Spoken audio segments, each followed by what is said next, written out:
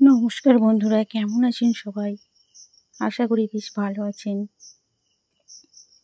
তো আমি আজ বানাবো জলের ভাপে কিভাবে সহজে পুরভরা নরম তুলতুলে পাউরুটি বানানো যায়, সেই রেসিপিটা আপনাদের সঙ্গে শেয়ার করে দেখাবো। তো চলুন বেশি দেরি না করে রেসিপিটা শুরু করা যাক। তো এই রেসিপি বানানোর জন্য এখানে আমি বাটি মেপে 1 বাটি ময়দা নিয়েছি। আপনারা চাইলে এর থেকে বেশিও নিতে পারেন। তো এরপর দিয়ে দিয়েছি ড্রাই ইস্ট। এই ইস্ট আপনারা যে কোনো মুদিখানা দোকানে পেয়ে যাবেন। দিয়ে দিয়েছি 1/2 চামচ ড্রাই ইস্ট। দিয়ে দিচ্ছি স্বাদ মতো লবণ। এরপর দিয়ে দিচ্ছি 1 চামচ সাদা তেল। দিয়ে সমস্ত শুকনো উপকরণগুলিকে খুব সুন্দরভাবে মিশিয়ে নিচ্ছি।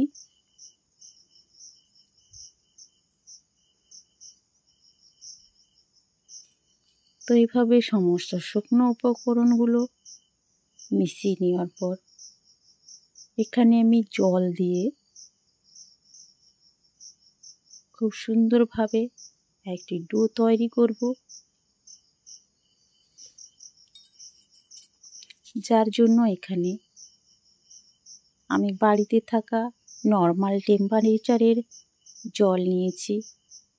কোনো রকম ঠান্ডা কিংবা গরম জলের প্রয়োজন নেই। তো জলটাকে একসঙ্গে দেওয়ার দরকার নেই, অল্প অল্প করে দিয়ে এভাবে একটি নরম তুলতুলে ডো তৈরি করতে হবে। এইভাবে হাতে লেগে যাবে সেই রকমই করতে হবে। যেহেতু আমি এখানে পাউরুটি বানাচ্ছি তাই ডোটাকে শক্ত করছি না। তো এই পর্যায়ে আমি ডোটাকে 10 মিনিট মতো ঢাকা দিয়ে রেখে দেব। এরপর আমি পাউরুটির ভেতরে পুর দেব। তো পাউরুটি এমনিও তৈরি করা যায়, কিন্তু পাউরুটির ভিতরে এই পুরটা দিলে এমনি রুটিটা খেতে খুব সুন্দর লাগবে। যার জন্য এখানে ওভেনে কড়াই বসিয়ে দিয়েছি। ওখানে দিয়েছি 1 চামচ সাদা তেল, দিয়েছি কারি পাতা। যে কোনো পুরের মধ্যে কারি পাতা থাকলে তার স্বাদটা অসাধারণ হয়, যার জন্য দিয়েছি কারি পাতা। আদা বাটা 1 চামচ, শুকনো লঙ্কার গুঁড়ো, হলুদ গুঁড়ো দিয়ে আগে থেকে সেদ্ধ করে রাখা আলু এভাবে হাতের সাহায্যে গুঁড়ো করে নিয়েছিলাম। তো সেটাকেই আমি খুব সুন্দরভাবে ওখানে রান্না করে নিচ্ছি। স্বাদটা বাড়ানোর জন্য এখানে দিয়েছি 1 চামচ টমেটো সস। আপনারা চাইলে নাও দিতে পারেন। তো দিয়ে দিচ্ছি বাড়িতে তৈরি করে রাখা চাট মশলা।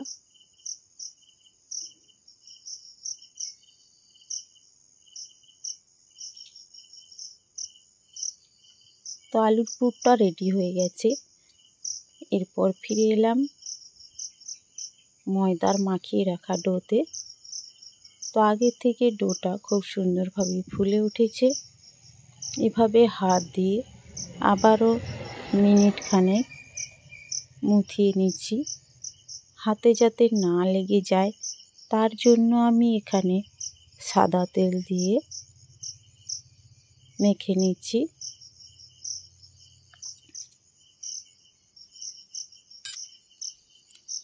এরপর আমি বলের সাইজে ডোগুলোকে কেটে নেব।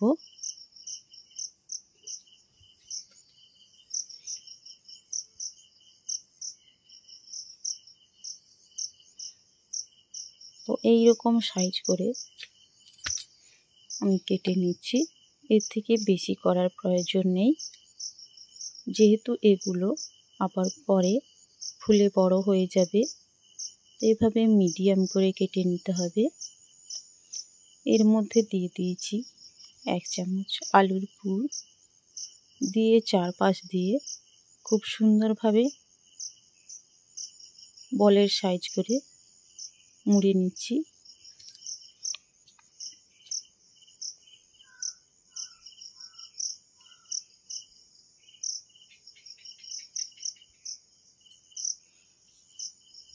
তো সবগুলোতে এভাবে আমি আলুর পুর ভরে নেব।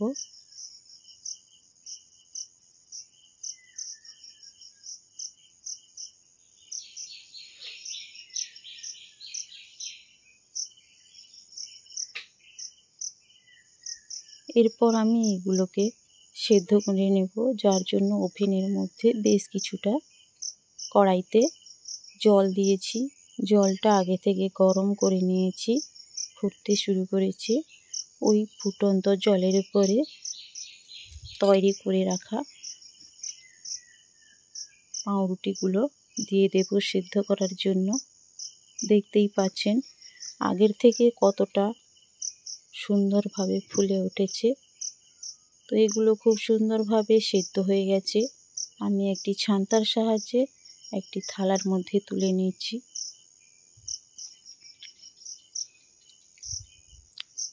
এরপর আমি এখানে তাওয়া নিয়েছি, ওর মধ্যে 1 চামচ সাদা তেল গরম করে নিয়েছি। ওই গরম তেলের মধ্যে সেদ্ধ করে রাখা পাউরুটি দিয়ে দিয়েছি এবং উপর থেকে বেশ কিছুটা সাদা তিল এভাবে দিয়ে চাপ দিয়ে বসিয়ে দিচ্ছি। দেখতে সুন্দর লাগবে। তো এক পাশ হয়ে গেছে, আমি খুন্তির সাহায্যে আবার অপর পাশটা উল্টিয়ে নিচ্ছি। তো আপনারা বাড়িতে অবশ্যই একবার ট্রাই করে দেখবেন। রেসিপিটা খুব সুন্দর হয় খেতে। তো বাচ্চা থেকে বড় সবাই খুব পছন্দ করবে। এই রেসিপি আপনারা চায়ের সঙ্গে কিংবা টিফিন হিসাবে বাচ্চাদেরকে দিতে পারেন। তো খুব সহজেই বানানো যায়। এভাবে আমি আবারও একটা পাউরুটি ভেজে নিচ্ছি। তো বন্ধুরা, ভালো লাগলে অবশ্যই একটি লাইক করবেন এবং এভাবেই আমার পাশে থাকবেন। এবং আবারও দেখা হচ্ছে নতুন কোনো রেসিপি নিয়ে। ততক্ষণ আপনারা ভালো থাকুন এবং সুস্থ থাকুন এবং কমেন্টে জানাবেন কেমন হয়েছে। তো সম্পূর্ণ রেসিপি দেখার জন্য অসংখ্য ধন্যবাদ।